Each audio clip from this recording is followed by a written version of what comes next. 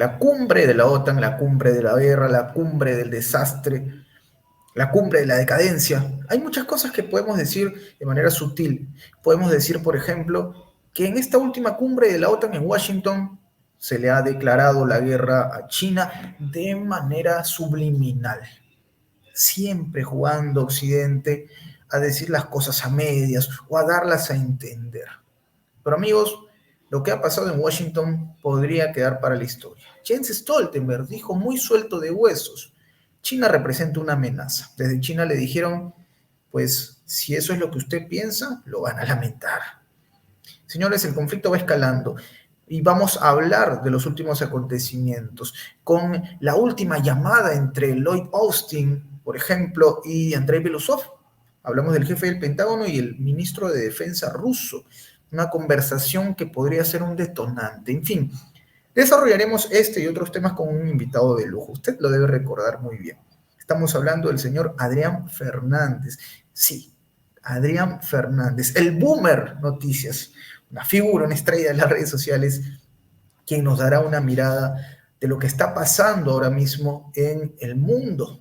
Lo que está pasando, señores, insisto yo, podría marcar un antes y un después para la humanidad. Escala el conflicto, arrastra la OTAN a China. ¿Qué piensan los rusos? Ejercicios militares entre China y Bielorrusia durante la semana. En fin, conversaremos de este y otros asuntos. Te doy la bienvenida, por supuesto, a nuestro espacio, querido Adrián Fernández. Un placer conversar contigo como hace algunas semanas. Bienvenido a casa, querido amigo.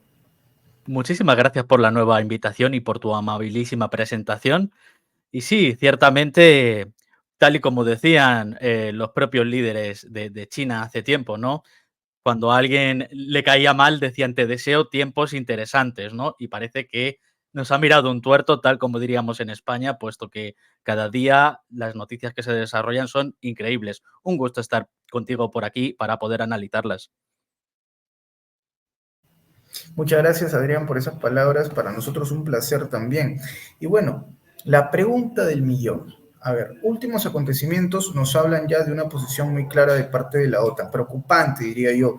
Anuncios inesperados. Digo inesperados porque uno esperaría que estos mensajes se puedan desarrollar no ahora mismo, no ahora mismo, porque el futuro de Ucrania es incierto y la OTAN ha intentado a través de Ucrania sostener un enfrentamiento con Rusia, pero no. Ahora parece que quieren apuntar a dos frentes. Hablan ya de China, Adrián. Habla Jens Stoltenberg, a un secretario general de la OTAN, de la amenaza, como él lo ha mencionado, que representa China. China, por supuesto, hace énfasis en lo irresponsable que es este comentario de Stoltenberg. Entonces, ¿cómo ves este último movimiento, Adrián, cuando entendemos nosotros las palabras muchas veces dicen más que cualquier tipo de acción militar? Muchas veces estas palabras son la antesala para algo más grotesco. Por favor, Adrián, cuéntame tu percepción de lo ocurrido, de la cumbre de la OTAN, de lo que nos está dejando. ¿Qué mirada tienes al respecto, querido amigo? Pues por una parte, estas palabras de Stoltenberg y todo lo acontecido demuestran que aquello de que la OTAN es una organización defensiva es una absoluta entelequia, puesto que vemos cómo trabajan precisamente para expandir este instrumento, aunque sea de una manera tácita, por el sudeste asiático, para tratar de contener a China. Tenemos en los últimos días, como por ejemplo Japón ha dicho literalmente que se consideran miembros, soterrados miembros tácitos de esta alianza. Y también han resonado muchísimo y han generado mucha polémica estas palabras que tú bien decías, que tú bien indicabas de Jens Stoltenberg, que decía que China es habilitadora del conflicto en Ucrania, habilitadora de esta guerra, por una cuestión de su exportación de mercancías de doble uso, es decir, uso civil, uso militar, que es muy paradójico por una parte y muy hipócrita, porque está clarísimo que la guerra de Ucrania, si alguien la está habilitando, son todos los países de la esfera de influencia de los Estados Unidos. Específicamente son los países que son miembros de la OTAN, que envían todo este armamento que ha permitido a Ucrania y ha permitido el conflicto durar durante más de 2 años, ¿no? Y esto además lo señalaba de una manera muy curiosa. Lo señalaban diferentes representantes del gobierno chino, además de esta crítica de decir, oigan, ustedes me están diciendo a mí que yo habilito la guerra, pues mírense un poquito lo que están haciendo, ¿no? Pero es que además es muy gracioso porque resulta que el armamento que los Estados Unidos envían a Ucrania, en gran medida, los propios estadounidenses reconocen que tienen una dependencia crítica de estos materiales y de estas cadenas de suministro asiáticas, ¿no? Por lo tanto, si dijéramos que China, por un lado, está habilitando a los rusos, pues estarían habilitando de igual manera también a los ucranianos, porque ellos juegan un rol primordial, este país asiático que es considerado la fábrica del mundo, en dar estos componentes al propio ejército y al propio complejo militar estadounidense, ¿no? Eso ha sido algo bastante curioso y yo creo que es también bastante certero. Y luego, en general, a nivel de la cumbre en sí, pues como tú también decías, ha demostrado la posición de los Estados Unidos, esta imagen de degeneración a través de su líder que estaba completamente fuera de sí, donde ya se han quitado absolutamente todas las caretas, incluso por parte de los medios que defendían sus aptitudes cognitivas. Hemos visto un, eh, un incidente tras otro. Por ejemplo, esta famosa reacción de Biden llamándole a Zelensky Putin. También ha dicho Biden que iba a reunificar Japón. Otro momento en el que él a sí mismo se ha preguntado dónde estaba, que yo creo que es el mayor momento de lucidez que haya podido tener, por otra parte, o ha dicho que estaba junto a la vicepresidenta Trump. Es decir, esto yo creo que demuestra bien un poquito la caída en picado de los Estados Unidos y de su clase política, que realmente van como pollos sin cabeza. Y no sé si tú quisieras añadir algo más, pero te podría enumerar también un poquito pues, los rifirrafes que ha habido en esta cumbre, ¿no? Las serias diferencias que hay, porque también a nivel interno hay serias disputas. Es que ni siquiera la organización en sí misma cuenta con una unión en sí misma. Por ejemplo, tenemos al propio Robert Fico, ¿no? Diciendo que él no va a permitir la entrada de Ucrania en la OTAN. También hemos visto cómo Orbán precisamente está haciendo un tour por la paz, por el cual ha visitado Ucrania, ha visitado Rusia, ha visitado China, también ha hablado con Erdogan, también estaba reunido hace un par de días con Donald Trump, que parece que pudiera estar preparando algo, ¿no? También el propio Erdogan, que estaba allí, y sin embargo, tal y como se acerca a la OTAN y la Unión Europea, quiere ser miembro de los BRICS, es decir, quiere caer bajo el área de influencia de Rusia y de China. Adrián, en este punto quiero a ver, me des una mirada porque tenemos, sí, a Erdogan como un mensajero, creo yo, de el contrapeso que puede existir en la misma OTAN. Porque tenemos a un Erdogan y vamos a lo simbólico de esto, no sé qué te parece. Tienes a un Erdogan que en la semana de la cumbre de la OTAN dice de manera abierta, sabemos que Estados Unidos está apoyando a los extremistas que están en Siria. Es llamativo, tienes al líder de Turquía, un país miembro de la OTAN, que lo dice de manera directa, justo en un momento épico, histórico. Un miembro de la OTAN aprovechando esta coyuntura señala directamente a Estados Unidos, lo acusa a Estados Unidos y nos habla de un quiebre de la alianza, una decadencia. A propósito de esto, ¿qué mirada tienes, Adrián, sobre personajes como Erdogan, como Orban también, que se ha vuelto alguien bastante incómodo para Occidente? Pues en el caso de Erdogan, ya sabemos, es una especie de Macron, pero a la turca, ¿no? Es una de estas personas que un día dice una cosa para apelar a sus votantes, para apelar a su propia población y por la tarde hace otra cosa. Él sí que es garante de esto que decía el propio presidente francés, de esta autonomía estratégica. Él siempre intenta tener abiertas todas las posiciones, porque mientras que sí, sigue interesado en mantener cierto contacto con esta esfera occidental, por ejemplo, es un habilitador de la exportación de la energía rusa. Él ha llegado a un acuerdo con Moscú para convertirse en un hub energético, mientras que toda la OTAN, toda la Unión Europea, trataba de sancionar a, trataba de sancionar a Rusia para hundir su economía. En el caso de Orbán es muy interesante y también nos habla un poquito de los tiempos que corren y cómo las líneas ideológicas están verdaderamente difuminadas.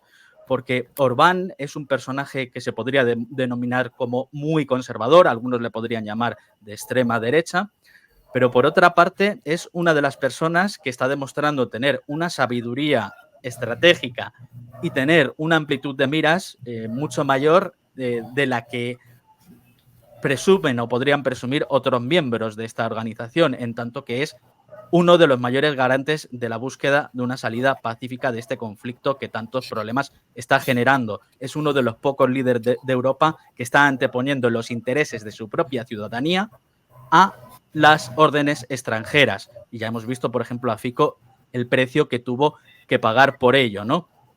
Entonces me parece una figura muy destacable, además, porque él en su juventud ha sido un marcado anticomunista y él ha estado toda la vida hablando en contra de la URSS, pero cuando le ha tocado dejar a un lado esa ideología o esas filias o fobias que él pudiera tener, que es lo que debe de hacer un buen líder, sentarse a la mesa, hablar con todos, dejar de lado sus pasiones, sus intereses personales y de buscar siempre el bienestar de su propia Eh, población.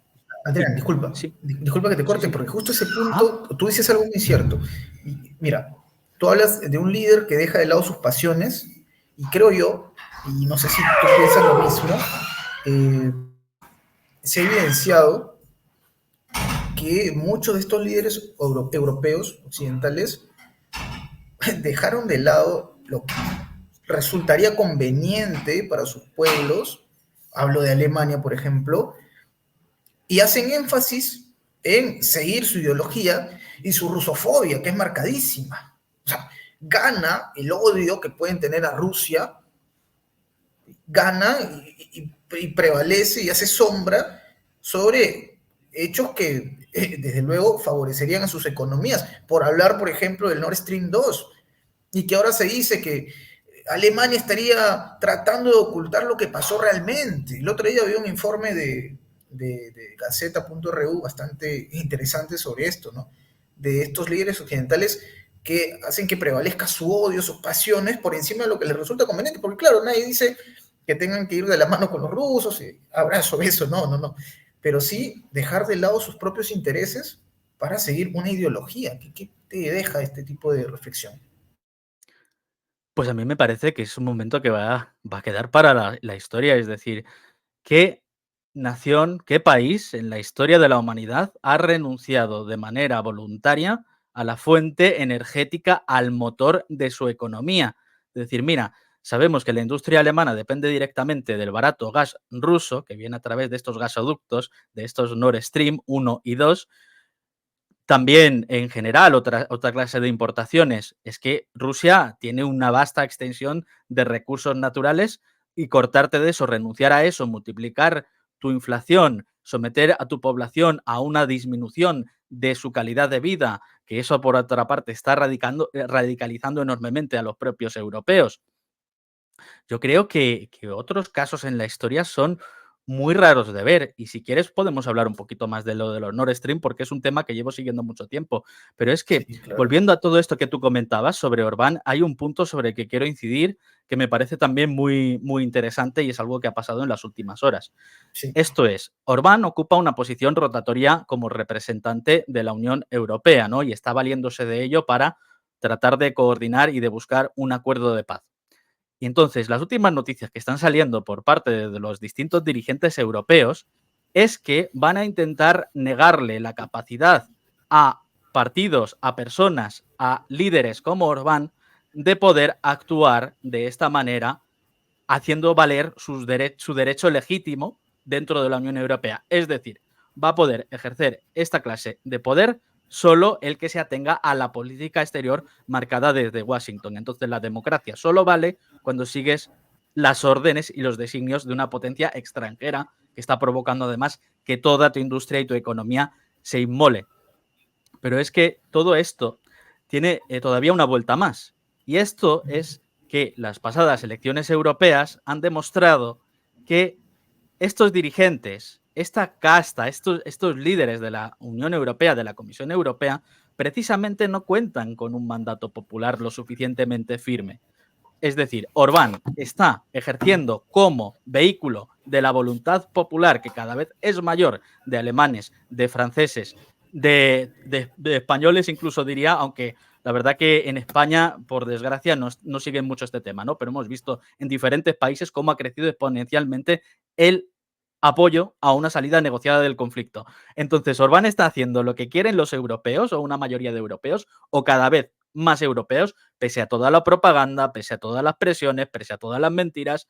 Él representa la voluntad popular y le están diciendo vamos a utilizar los instrumentos que podamos. Nosotros que metemos a dirigir la diplomacia de la Unión Europea a una persona como Kaja Kallas, que en su propio país salen encuestas y ni la quieren allí, que es una halcona que pide más guerra, al contrario de lo que pide el europeo de a pie, ¿no? Es el mundo del revés. Realmente están demostrando que no tienen ningún tipo de reparo en demostrar que esto de democracia o democracia representativa tiene más bien poquito. Es decir, democracia, como indicaba, pero hasta cuando ya te sales del camino marcado, ¿no? Esto de democracia, a veces nosotros usamos un término, ¿no? Pegada con babas. Es un poquito vulgar, pero es un término que usamos mucho en Perú. Sí, pues estos líderes, el de Kaja Kallas, esta señora que busca confrontación, busca guerra, y es algo muy frecuente, ¿no? Pero hablábamos hace un momento de estos últimos eventos que tienen que ver con la posición que va fijando Europa y lo que tiene que ver también con la respuesta de la ciudadanía, que hasta qué punto están o no involucrados. Podemos decir, Adrián, que ya la sociedad europea irreversiblemente eh, quedó, digamos, indistinta, se muestra ahora casi indiferente a lo que se está cocinando y que a la larga traerá consecuencias, o cuál va a ser ese punto de impacto, ese shock, porque a veces en la vida necesitas un shock para reaccionar. ¿Cuál va a ser el shock que haga que el ciudadano europeo entienda lo que está ocurriendo, que haga que se involucre en lo que está ocurriendo? Porque yo me pongo en un plano más dramático, no quiero que lleguemos a esto, lo mañana debería llegar a esto, pero que escale una guerra y que los rusos decidan hacer un ataque, digamos, en otros territorios, vaya que eso va a generar un estrés y una ira en muchos ciudadanos. Peor aún cuando se requiera enviar voluntarios a Ucrania. Y quién sabe, si esto se extiende a Moldavia, tendrán que enviar ciudadanos a Moldavia, porque es evidente, ya las tropas ucranianas casi han sido aniquiladas en su gran mayoría. Y para que esta guerra continúe, los líderes europeos van a necesitar que el ciudadano se involucre. Ahí es cuando tal vez entrará un shock, Adrián. Pues mira, yo intento siempre referirme a los datos y a las muestras demoscópicas, ¿no? Y sobre las diferentes encuestas que se han realizado, la inmensa mayoría de ciudadanos de los países occidentales no está dispuesta a morir o a luchar por su país, pero, y todavía peor en el caso de ir a luchar en nombre de Zelensky, de Biden y de BlackRock, ¿no? Yo creo que aparte de una problemática de una posible escalada nuclear, una de las razones por las que este conflicto no ha llegado a mayores es porque deben de saber estos dirigentes que la sociedad civil no está preparada para meterse en una guerra. La gente en Europa está muy acostumbrada a vivir entre paños, a vivir las guerras en lugares ajenos, a pensar que esto no me pasará a mí, porque yo soy aliado de pues de esta gran potencia, ¿no? Que son los Estados Unidos, a mí no me harán sufrir, a mí me protegerán. Esto si pasa, la mayoría de ciudadanos están sometidos a una serie de propaganda, están preocupados de poder sobrevivir, de poder darle de comer a su familia. Oyen en la tele de pasada que hay un conflicto en Oriente Medio y piensan, bueno, pues por algo será, ¿no? No te piensan que es porque están utilizando a los seres humanos como a ganado, que les están explotando y que estos conflictos en realidad obedecen a una serie de lógicas económicas y geopolíticas, ¿no? ¿Qué pasa? Que, como decía Martin Luther King, ¿no? Una injusticia en cualquier parte te convierte en potencial objetivo de la injusticia también sobre tus propias carnes. Es lo que le ha terminado pasando a los europeos, que viven obnubilados pensando que no me puede tocar a mí, pero ahora ellos son el sacrificio, son el ganado que envían a morir en el altar de los intereses económicos y geopolíticos de los Estados Unidos. Tú me has preguntado. Yo creo que ir a luchar, la mayoría de la población se va a oponer a ello. Por otra parte, ¿habrá un momento de shock? ¿Habrá un momento en el que la ciudadanía se despierte?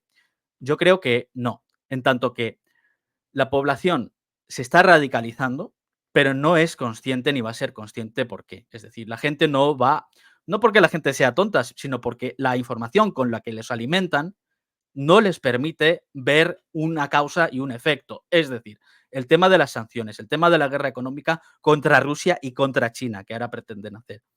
Al ciudadano de a pie, yo he visto, por ejemplo, artículos en periodistas supuestamente en medios supuestamente progresistas, y te están hablando de la debacle económica de Europa y no te mentan ni una sola vez el sabotaje de los gasoductos Nord Stream. Es decir, la persona de a pie ve que le sube la cesta de la compra, ve que no llega a final de mes, ve que su sueldo está completamente estancado para lo que es el coste de vida y que no da para más, que no puede tener hijos, pero asociarlo directamente con la política exterior y económica de la Unión Europea, hasta eso no llega. ¿Por qué no se le dan las herramientas sencillamente de una manera interesada? Porque hay muchísima propaganda y ciudadano de a pie, como te decía, no tiene la posibilidad, no tiene el tiempo para invertirlo y ir buscando esta información, que por otra parte, los que cada vez lo hacen más se ven expuestos a todas estas normativas, todas estas leyes de censura y de control que van en aumento y ahora tras las elecciones del Parlamento Europeo, puesto que no tienen miedo de espantar a la ciudadanía, ya están yendo con todo, que eso también es una cuestión de última hora. Por tanto, yo lo que veo en Europa es que va a haber un aumento de la radicalización de las sociedades que van a tender, por ejemplo, a partidos de extrema derecha para lidiar con su situación vital, este problema que pueden tener con la inmigración, porque esto es mano de obra barata para la Unión Europea y no tienen ningún interés en darle una calidad de vida necesaria a sus propios ciudadanos, la caída en el nivel de vida, la inflación, todas estas cuestiones económicas van a hacer que escoren los ciudadanos a partidos a la derecha y, eso sí, no serán partidos a lo Orbán, que por lo menos, dices, Orbán por lo menos tiene este punto de vista sobre la guerra cultural, ok, pero por lo menos dice, nuestra energía que viene de Ucrania no nos la toquéis. Es decir, voy a sostener, voy a tratar de aguantar el nivel de vida de mi ciudadanía. Entonces, los partidos que irán en auge en Europa de extrema derecha no van a ser partidos que se enfrenten a los intereses económicos y geopolíticos de Estados Unidos. Serán partidos que utilizarán el chivo expiatorio, pues del pobre, del marginal, del inmigrante, de la mujer, del homosexual, lo que haga falta, el cuento que haga falta, igual que por otra parte los partidos mainstream de izquierdas hacen exactamente lo mismo, te hablan de guerra cultural mientras que invierten en armamento, mientras que instigan la Tercera Guerra Mundial, mientras que destruyen las condiciones materiales que están provocando este auge de la radicalización de la población. Es decir, auguro tiempos muy aciagos, un auge de estos partidos extremistas y sobre todo y ante todo el atrincheramiento de estas instituciones antidemocráticas de la Comisión Europea a través de estas normativas de censura, de control, de vigilancia. Entonces, la tendencia pinta muy, muy fea. Y además creo que el encaje que hay entre estos partidos de extrema derecha, el tema de la inseguridad ciudadana y toda esta caterva de políticos o de burócratas autoritarios y esta legislación para poder mantener esta situación a perpetuidad, para someter a la población, yo creo que todo esto casa a la perfección. Entonces yo creo que esto va a ser lo que se desarrolle en próximos años. Qué locura, ¿no? Qué locura que lo que tú planteas. Y lo vimos hace poco en las elecciones de Francia, ¿no?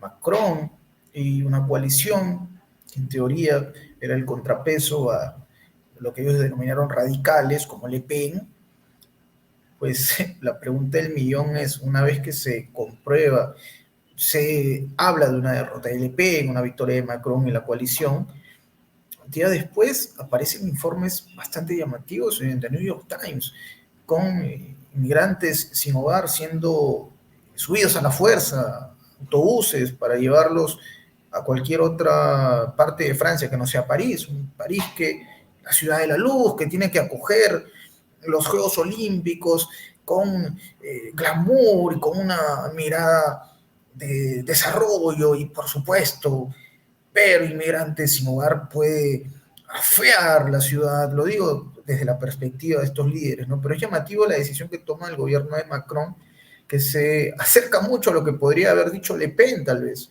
¿no? Y cuando veíamos un bombardeo mediático a favor de Macron, un bombardeo mediático, incluso futbolistas de renombre, como Kylian Mbappé, se ponían a hablar de esto, ¿no? Cuando ya tratan de que esto escale a otro nivel, si hablamos del plano cultural. Pero mira, hay información, Adrián, que nos va llegando acá a nuestra central de prensa alternativa que está muy interesante para compartir. Me gustaría que aprovechemos estos minutos para hablar de esto, porque tiene que ver con el futuro de Europa y con cómo Rusia ya empieza a cambiar el tono de voz. Una Rusia que había sido muy moderada, muy paciente. Ha hablado Dmitry Peskov, como ya saben ustedes, es el portavoz del Kremlin. Lo que ha dicho es que Rusia va a responder a los misiles de Estados Unidos en Europa, apuntando con los suyos a la Unión Europea. Lo habíamos escuchado, Estados Unidos desplegando armas hipersónicas en Alemania, Rusia ha respondido. Peskov dijo lo siguiente: es inevitable que la historia se repita. Sí, han sido palabras de Dmitry Peskov. Así será. Habló para el medio Canal Rosilla 1. Habló con un periodista, Pavel Zarubin, y le dio esta perspectiva de parte de Rusia, ¿no?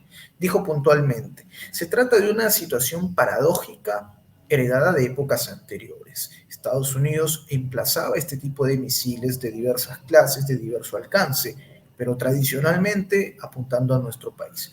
Nosotros, a su vez, elegíamos objetivos europeos para los nuestros. Pues bien, la historia se repetirá. Es lo que ha dicho Dmitry Peskov, y esto, Adrián, hace que la situación escale. Y uno, a la larga, entiende que eso es lo que buscaban los líderes de la Unión Europea. Lastimosamente es lo que buscaban y lo que siguen buscando.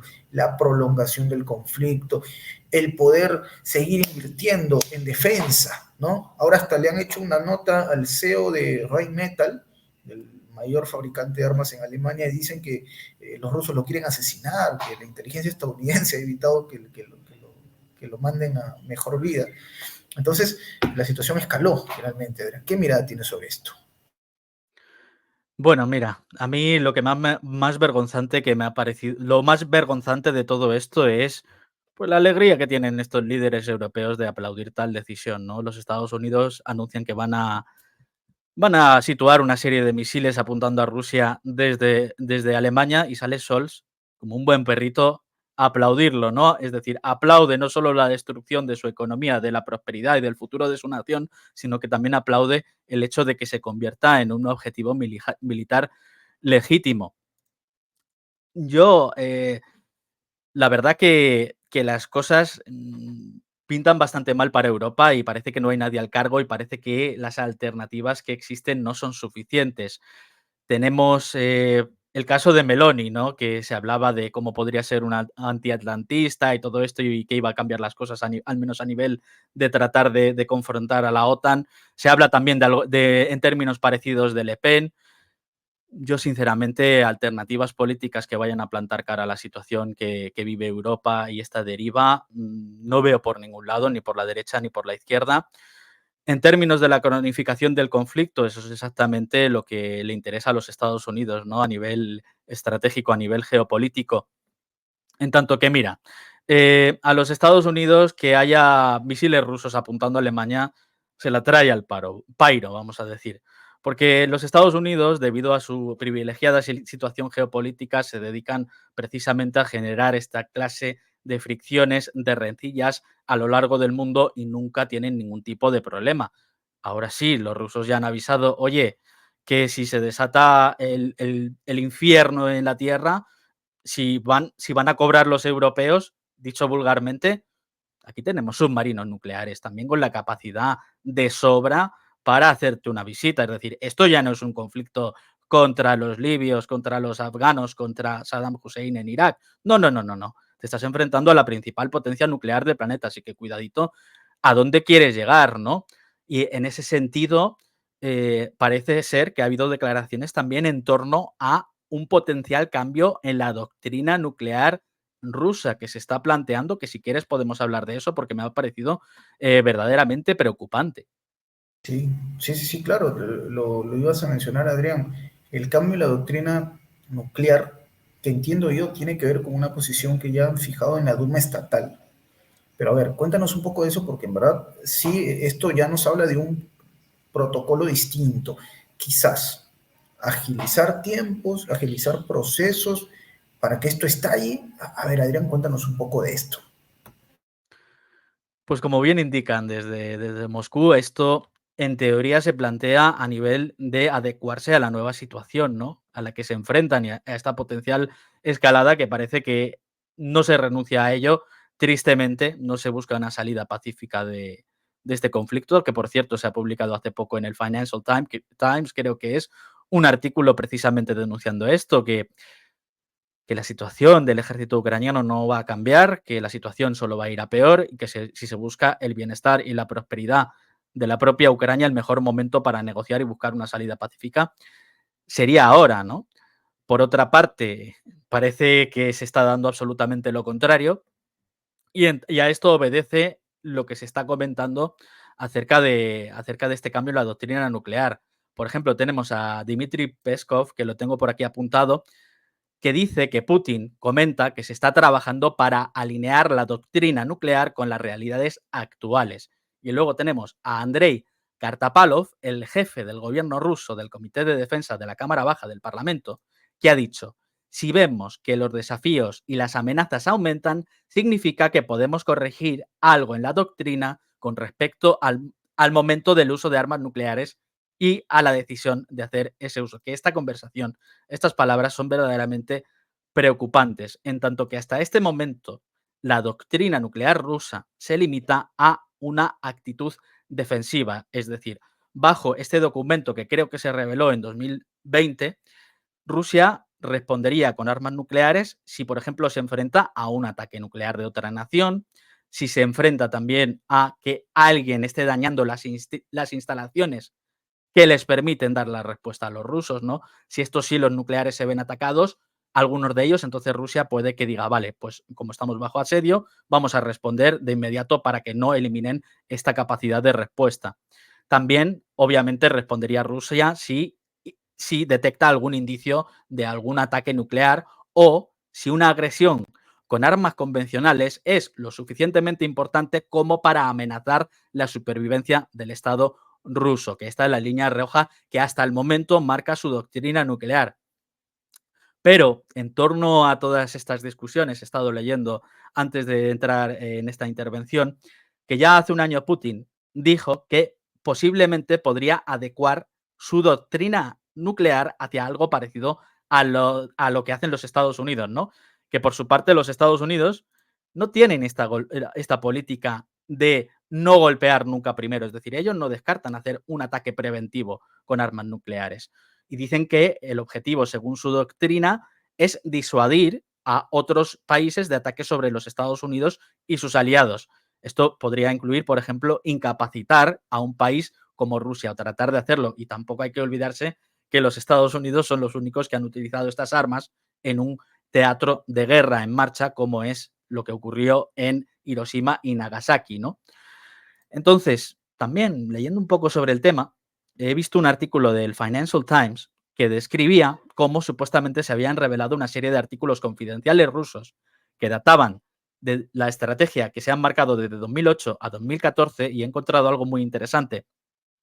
Es que, según este documento revelado por un medio occidental, los rusos ya han estado ensayando y planteando el uso de armas nucleares tácticas en una etapa temprano de un conflicto con otra gran potencia mundial, ¿no? Me imagino, me puedo imaginar en qué potencia estarían pensando durante estos ejercicios, ¿no? Que de nuevo datan de hace al menos 10 años, pero lo que describen es muy interesante y es que, por tanto, el umbral, al menos en el pasado reciente, el umbral para poder atacar, para poder utilizar armas nucleares, los rusos, su umbral es mucho menor o sería menor del que describen. Por ejemplo, hablaban de que si desaparecen un 20% de submarinos con misiles balísticos estratégicos, entonces podría dar lugar a esta respuesta.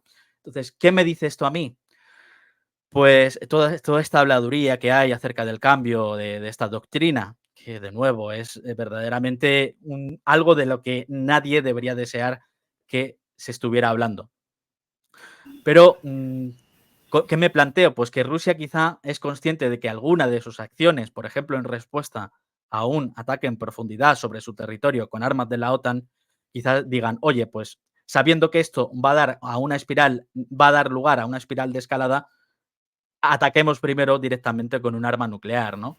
Porque sabemos del envío de estos F-16 por parte de Dinamarca y Países Bajos, que son solo 6, pero tienen otro interés, ¿no? Y también estos ataques con armas de largo alcance, que Rusia ya ha dicho que atacarán los centros logísticos y de mando de la OTAN que ayuden a realizar estos ataques, ¿no? Esa podría ser una conjetura. También otra podría ser que Rusia esté planteándose el escenario de que la OTAN entre, de hecho, a luchar en Ucrania. Y entonces Rusia prevé una degradación de su, o un intento de degradación de su propia respuesta nuclear, y ante eso está modificando su propia legislación interna para no verse cohibidos o coartados por estos planes y poder responder de manera casi preventiva a tal ataque de la OTAN.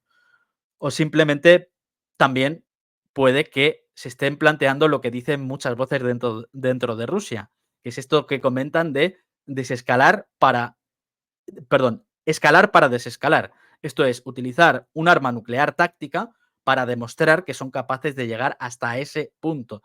Porque desde Occidente se dice constantemente que esto simplemente es un farol de Putin, que no hay que tener miedo, que las armas nucleares de Rusia están desvencijadas y añejas, que ya no funciona ninguna, que Putin jamás se atrevería, que nunca llegará a ese nivel. Y desde Rusia dicen, mira, hay que lanzar un arma nuclear táctica en un momento determinado para que esto quede claro que estamos dispuestos a llegar hasta el final, que esto de farol no tiene nada, y así que se calmen paradójicamente las aguas. Esto, por supuesto, no son más que meras conjeturas, no tengo ni idea a qué se deberá este cambio de doctrina, pero verdaderamente bastante impactante. Sí, de esto justo también han habido diversos escenarios e interpretaciones y contextos, ¿no? Por ejemplo, yo recuerdo, Adrián, hace poco el Centro Levada, me parece, hace una encuesta. Y ojo que nosotros no, acá no apoyamos las encuestas, claramente, solamente lo informamos. El Centro Levada es una ONG rusa, si no me falla la memoria, hizo una encuesta y la información que soltó es en verdad llamativa, ¿no? Según su encuesta, 1 de cada 3 rusos estaría dispuesto o apoyaría la idea de hacer uso de armas nucleares para disuadir al enemigo. Ojo, insisto, no es que nosotros creamos en las encuestas, solamente arrojamos esta información, cada uno es libre de interpretarlo como desee, Si me permites, pero sí, Enzo, si te sí, puedo añadir un dato, porque yo sí, claro, esta ONG he hecho referencia a ella y la he utilizado por una cuestión muy importante, y es que sí, si te vas a los documentos, ves que la NED, la National Endowment for Democracy, que representa los intereses de la CIA, no lo digo yo, lo dice el propio fundador de esta institución, que ellos hacen de manera abierta lo que la CIA hace normalmente de manera soterrada, pues esta NED precisamente da su apoyo y dice que es legítima la NED. Así que cuando leamos, es legítimo el centro Levada, lo dicen estos intereses estadounidenses, lo que le da especial sí. validez, que también tiene sentido por otra parte, ¿no? Porque a Claro, los Estados Unidos le debe de interesar qué piensa realmente el pueblo ruso. Es decir, la propaganda está muy bien para controlar y para ir guiando a tu propia población, pero tener un think tank, tener un centro demoscópico en el corazón de Rusia que sepas que te puede decir los datos de manera fehaciente, eso es una información muy útil sí, para que tú lo vayas cotejando, ¿no? Y muy interesante lo que mencionabas de un sí. tercio de la población dispuesta a Sí, esto. es lo que decía, insistimos, Adrián, coincidimos, nosotros al menos estas encuestas, le solemos llamar encuestocracia, pero es muy llamativo que suelten esta información cuando ya empiezan a ver quizás que ya la población rusa en realidad no se ha comprado el fraude de Occidente y va a haber un apoyo masivo. Cada vez hay más rusos dispuestos a combatir por su ejército, ¿no? Yo recuerdo, por ejemplo, Adrián, si seguimos hablando del tema de las armas nucleares, que es algo de lo que se está hablando mucho. Hace poco vi un artículo en un medio, MK, que es uno al que nosotros acudimos con frecuencia para encontrar información bastante fresca de lo que pasa en Rusia, y hablaban de un análisis. Hay una periodista estadounidense que, desde luego, más allá de su nacionalidad, es muy crítica con su gobierno, es Annie Jacobsen, Hay un libro que ella escribió, Nuclear War, y en este habla precisamente de a detalle cómo es que sería este escenario catastrófico. Habla, por ejemplo, de que un misil balístico tardaría aproximadamente media hora en viajar desde Moscú a Estados Unidos, ¿no? Que por supuesto esto va a traer una contraofensiva de parte de Estados Unidos, que aproximadamente en 72 minutos habrían 5.000 millones de personas muertas en el planeta. Ataques al Pentágono, en fin, una serie de hipótesis que parece no se han terminado de calcular de parte de la OTAN, de parte de Washington. Ese camino irreversible, porque no habrán búnkeres suficientes, no habrán búnkeres suficientes. Hace poco lo demostró Rusia, ¿no? Un ataque fenomenal que destruyó la ciudad natal de Zelensky y a generales que estaban escondidos en búnkeres. Estamos hablando de un ataque que no es necesariamente nuclear. Entonces, esto va llegando a un camino sin retorno, lamentablemente, Adrián. Esperemos no se convierta en el escenario catastrófico de que presionen el botón rojo. Y esto es algo que, desde luego, sería el final. O sea, hablaríamos de algo, en verdad, histórico, desgraciadamente, y con muchas secuelas para muchas sociedades. ¿Ah? No solamente lo que pueda pasar en Estados Unidos, en Rusia, hablamos en general en el mundo. Es un camino, insisto, que ya empiezan a alentar desde Europa Occidental, Adrián. Pero bueno, ha sido una conversación muy, muy rica, querido Adrián. Hemos podido hablar de estos asuntos que son en verdad importantísimos, insisto, para nuestra sociedad, para el mundo en general, que tampoco se trata de generar alarmismo, pero sí mucha conciencia. Esa es la idea. No sé si te gustaría dejarnos, Adrián, alguna reflexión sobre lo conversado, que me parece sería enriquecedor, sobre todo, considerando que eres una persona con mucho conocimiento y que, sobre todo, yo resalto esto, está informado. Estar informado es muy importante en este momento que vive el planeta. Querido Adrián, por favor, danos una reflexión de esta conversación. Pues en líneas generales, sobre lo que tú acabas de comentar, hay personas que dicen esto, ¿no? Dicen, no, no podéis meter miedo con la cuestión nuclear y demás. Yo obviamente no estoy aquí para meter miedo a nadie, estoy aquí para describir lo que considero oportuno, ¿no? Yo intento ver las cosas de una manera racional, sin filias ni fobias en absoluto. Entonces, podemos ver otras épocas en la historia donde realmente la situación ha estado muy candente. La Guerra Fría, la crisis de los misiles en Cuba. ¿Y qué pasaba en esa época? La gente salía a manifestarse en contra de un potencial intercambio nuclear, algo que no ocurre a día de hoy, por desgracia. Y lo que ocurre en estas fechas es bastante más grave, porque la URSS y los Estados Unidos se daban siempre golpizas en terceros países. No tenías, por ejemplo, a instructores, a armamento, satélites y planificadores de la OTAN atacando sobre territorio de la mayor potencia nuclear del planeta.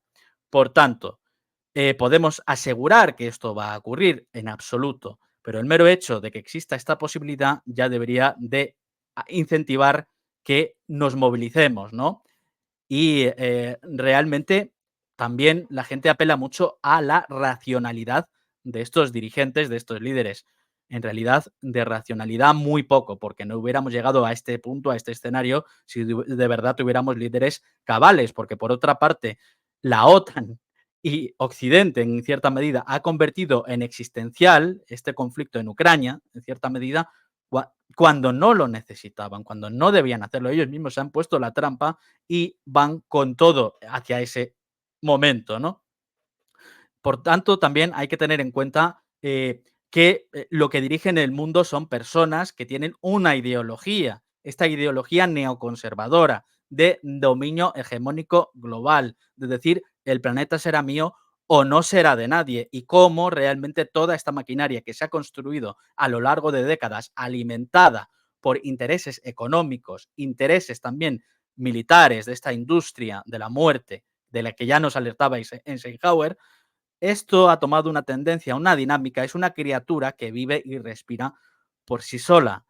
Entonces, deshacer todo esto, dar marcha atrás, dar la vuelta ante unas personas que han perdido toda capacidad de empatía estratégica y de diplomacia, porque los Estados Unidos también llevan década tras década sin necesidad de recurrir a esta diplomacia. La intoxicación de los propios medios de estos dirigentes y estas sociedades, demonizando a todo el pueblo ruso, teniendo este concepto de que no se puede sentar uno a la mesa con Putin porque está capitulando, porque está básicamente dando manga ancha a Rusia y a China a hacer lo que se quisiera en el mundo. Es decir, hay muchas, muchas cosas en juego. La hegemonía de Estados Unidos, muchísimos intereses económicos, también una serie de dirigentes que no están a la altura del mundo en que vivimos.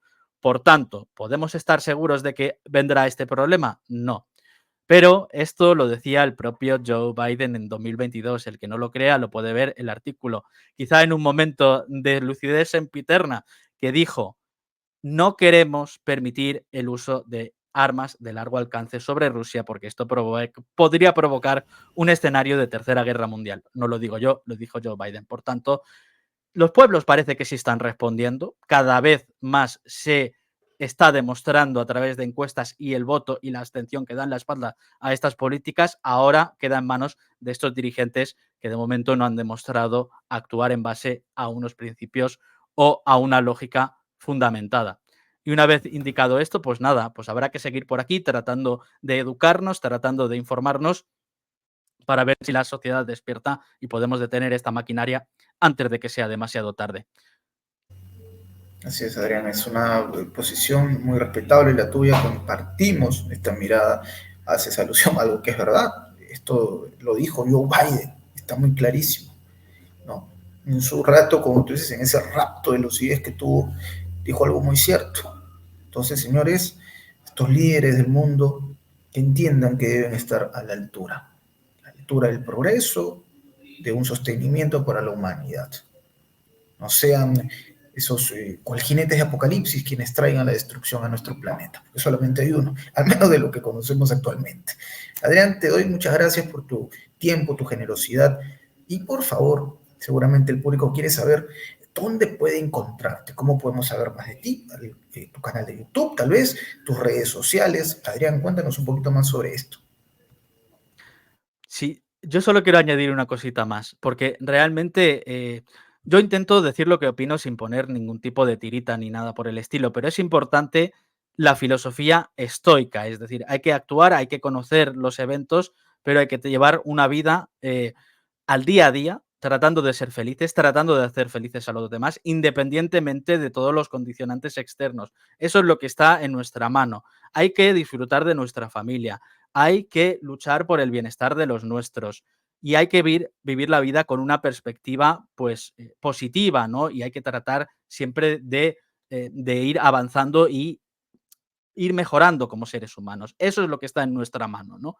Y eso es independiente de si mañana vas a salir por la calle y te va a caer un jarrón en la cabeza o si va a haber algún tipo de escalada y el mundo se va a ver envuelto en llamas. No lo podemos saber, es decir, la vida es importante, es valiosa en tanto que qué hacemos con ella durante el tiempo que eso nos ha dado. Y eso no lo puede quitar absolutamente nadie. Vivir con dignidad, tratar de ayudar a los demás, tratar de hacer felices a nuestros seres queridos, eso es algo que nadie nos puede robar y eso tiene que ser también parte, centro de nuestro pensamiento y también de nuestra acción, ¿no? Entonces, una cosa es lo que ocurre a nivel global, a nivel geopolítico, a nivel de política internacional, y otra cosa es qué podemos hacer con nuestra vida, que no hay que desesperar ni hay que... ya os digo, la filosofía estoica es súper importante para poder gestionar toda esta cuestión. Y una vez dicho eso, ¿dónde podéis encontrarme? Pues escribo en Twitter de vez en cuando, en la cuenta El Doomer, y también me podéis encontrar en mi canal de YouTube, El Doomer Noticias, donde suelo hacer directos asiduamente, tratando estas cuestiones de última hora, las novedades y tal. Hablo de un poquito de todo de lo que pasa en el mundo y también subo vídeos dedicados de una cuestión u otra. Así que muchísimas gracias por esta oportunidad. La verdad que es un lujazo estar por aquí. Espero que les haya parecido la conversación interesante a la audiencia, que eso es lo más importante, ¿no? Y bueno, es un gusto estar por aquí contigo, Enzo. Muchísimas gracias. Adrián, muchas gracias a ti y por supuesto que el público lo va a saber valorar, apreciar tu conocimiento, sobre todo esta mirada que tenemos en común. Querido Adrián, ya lo saben, en la descripción aparecerá el enlace para que usted pueda visitar las redes, el canal de YouTube de Adrián Fernández. Sígalo, suscríbase, comente, comparta su contenido, dele me gusta, que eso ayudaría mucho, que siga llegando a más público, igual que nuestro espacio. Humildemente lo decimos, no se olviden darle me gusta, comentar, compartir, que también ayuda mucho a que YouTube haga que las recomendaciones sean mayores. Así que nada más que agregar, querido Adrián, nuevamente felicitarte por tu plomo y sobre todo entiendo que los horarios por ahí a veces no nos ayudan, pero igual nosotros valoramos mucho esto. Y querido mensaje, perdón, un último mensaje que me gustaría dejar a nuestro público, querido público, no olviden tampoco este punto, hacerse miembros del canal. No se olviden, únanse, aparece en la parte inferior el botón de unirse para que sean fundadores de la Patria Grande, ¿sí? Tenemos contenido exclusivo para ustedes como miembros de Prensa Alternativa. No tengo más que agregar, nos despedimos y nos vemos en una próxima oportunidad. Hasta pronto.